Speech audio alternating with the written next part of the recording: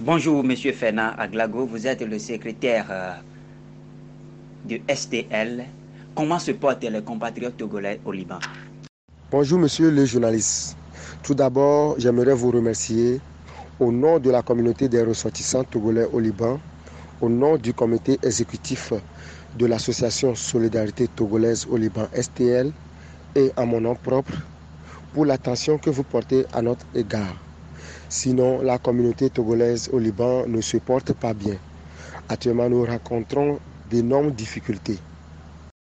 Voilà, Monsieur Fernand, le secrétaire de la STL, Solidarité Togolaise au Liban.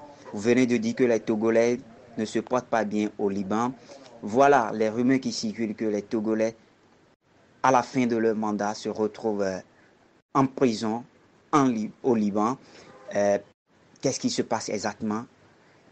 Certains Libanais disent que voilà, les Togolaises ont volé leurs diamants, or et autres et argent. Est-ce que c'est vérifié? Ou bien c'est seulement la méchanceté des Libanais contre à l'endroit des Togolais? Merci, monsieur le journaliste. Comme vous venez de le dire, c'est vrai que certaines de nos sœurs sont détenues en prison à la fin de leur contrat de travail. Certaines sont soit accusées d'avoir volé de l'argent, de l'or ou du diamant.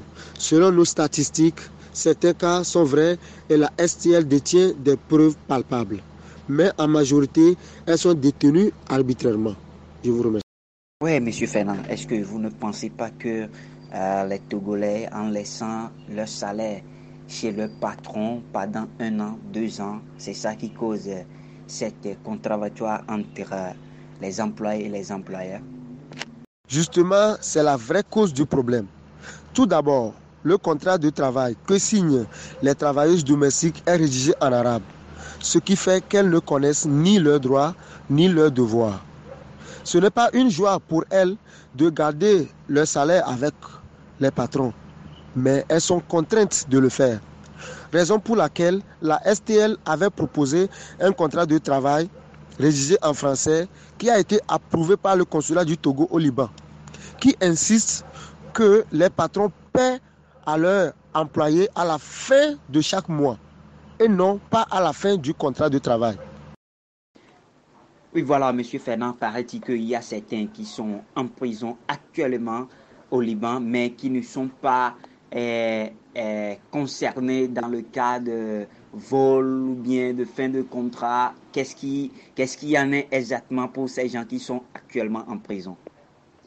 À part celles qui sont accusées de vol, c'est vrai qu'il y a aussi d'autres qui sont emprisonnées. Elles vivaient dans des situations irrégulières qu'on appelle les sans-papiers. Elles ont été arrêtées par la police, donc c'est normal qu'elles fassent la prison avant d'être rapatriées. C'est la loi du Liban. Oui, monsieur Fernand, vous venez de dire que le nouveau consulat n'est pas encore officialisé. C'est ça qui crée le problème aux responsables de ne pas faire son travail. Elle a dit que le problème se bloque au niveau du gouvernement libanais ou bien le gouvernement togolais. Comme vous venez de le dire, c'est bien vrai que notre nouveau consul, M. Elias Amar, n'est pas encore officialisé, ce qui entraîne le retard dans le traitement des problèmes des ressortissants togolais au Liban. Il n'arrive pas à agir aisément, mais avec beaucoup de précautions pour ne pas enfreindre la loi. Seul lui peut signer le laissez-passer pour les sans-papiers détenus en prison ou prolonger la validité des passeports à celles qui ont décidé de rentrer au bercail. Donc, tant qu'il n'est pas officialisé, nous ne saurons quel sort leur est réservé. Oui, monsieur Fernand, pour terminer, pouvez-vous nous donner plus d'éclaircissements sur la situation qui prévaut au niveau du rapatriement du corps de notre compatriote Amélie Sizing, qui est décédée suite à une maladie? Que vous savez quelle est la situation jusqu'à présent? Les démarches pour le rapatriement de la dépouille mortelle de Sizing Banafé Kodo Amélie sont presque terminées. Par contre, nous rencontrons certains problèmes financiers, mais avec l'aide du consulat et par la grâce de Dieu, d'ici fin de cette semaine, au plus tard la semaine prochaine, son corps sera rapatrié. Nous avions prévu aussi soutenir financièrement la famille de la défunte Apia au Togo. Oui, le blocage vient du gouvernement togolais. Car avant d'être légitimé auprès du gouvernement libanais, notre nouveau consul a besoin de certains documents officiels que le ministre des Affaires étrangères du Togo doit envoyer à son homologue libanais, ce qui n'est pas encore fait jusqu'à présent. Nous profitons de l'occasion pour dire au gouvernement togolais de répondre au courrier du nouveau consul afin qu'il soit officialisé dans les meilleurs délais, car trop, c'est trop. Merci, M. Fernand Aglago, le secrétaire de la STL, Solidarité Togolaise au Liban.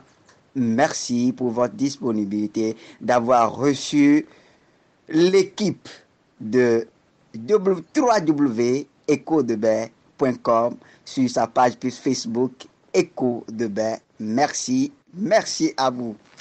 Merci à la rédaction et à toute l'équipe de www.ecodebay.com. Merci aux ONG et à tous ceux qui défendent les droits des travailleuses domestiques en général au Moyen-Orient et particulièrement au Liban. C'est l'occasion aussi de féliciter tous les membres du comité exécutif de la STL Solidarité Togolaise au Liban pour tout le travail qu'ils abattent sur le sol libanais dans la défense des droits et intérêts des ressortissants togolais au Liban. Que le gouvernement togolais réponde à nos cris de détresse afin que dans les jours à venir, notre nouveau consul, M. Elias Amar, soit officialisé pour que finissent les problèmes des ressortissants togolais sur le territoire libanais.